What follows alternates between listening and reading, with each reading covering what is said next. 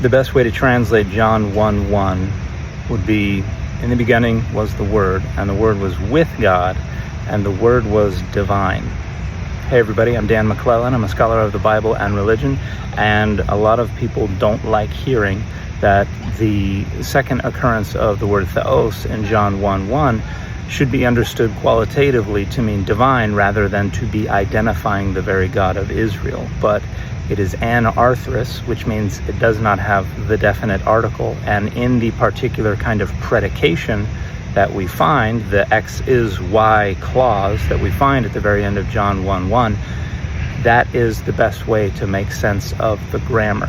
Now, you'll have a lot of folks who have established this as the consensus reading of this text, folks like Daniel Wallace and others, who will suggest this still indicates the Trinity, because they presuppose that the God of Israel exhausts the category of deity, that there is no deity beyond the God of Israel. And so to say that the word is theos, divine, would mean the word is the very God of Israel. But that doesn't really fit with how this text would have been understood in the late 1st century CE.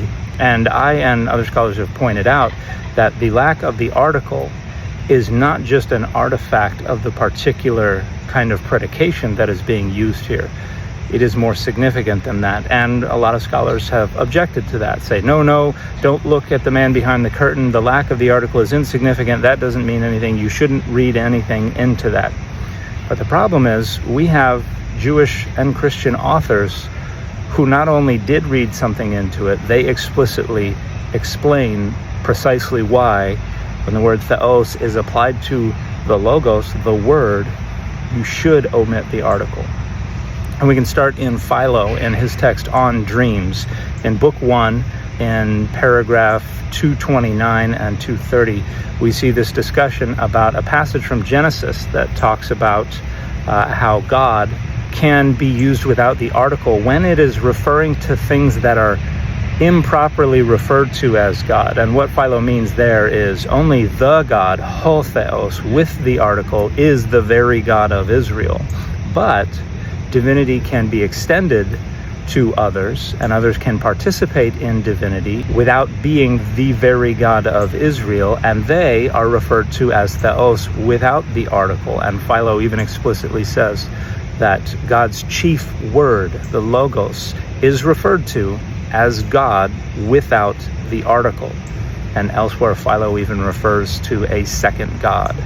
And then John seems to be doing the same thing, because it's not just in John 1:1. We also have in John 10, when the author is representing Jesus's enemies, saying, you being human, anthropos, without the definite article, qualitative, make yourself theos. Now, this is frequently translated, make yourself capital G God, and that is a mistranslation, because again, there's no definite article. It should be understood qualitatively, as the parallel anthropos is anarthrous and thus qualitative. So it should be translated, you being human, make yourself divine. There's no article there. It's not saying make yourself the very God of Israel, capital G God. But we have others as well, because we can go to Origen in the 3rd century CE, and Origen picks up on this as well and says in his commentary on John that John omits the article when referring to the word, to the logos, who is not the very God of Israel, but is participating in divinity.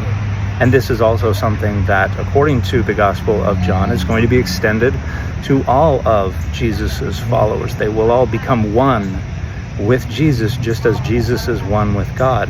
Just as in John 10, Jesus claims oneness with God, everyone will be able to participate in that oneness and be divinized and be theos, not ho theos, but theos.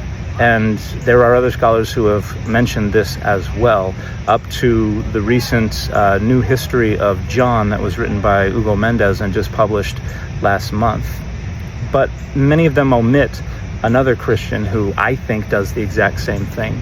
Doesn't explain why they're doing it, but Justin Martyr, in his dialogue with Trypho, when he's referring to the Logos, Jesus, as divine, he omits the definite article. He uses it when he's referring to the God of Israel as the God of Abraham, the God of Isaac, the God of Jacob. But when he's referring just to the Logos as Theos, he omits the definite article.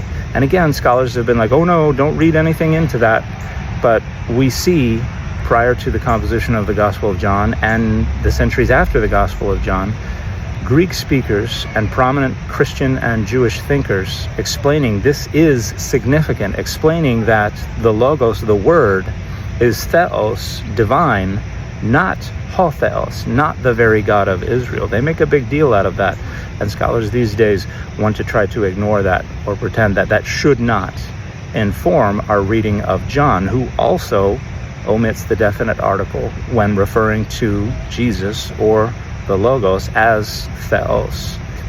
So I think this lends more support to understanding John 1:1 as referring to the Logos as divine. In other words, John 1:1 should be translated, in the beginning was the Word, and the Word was with the God, capital G God, and the Word was divine. And the fit for this video has been Marvel.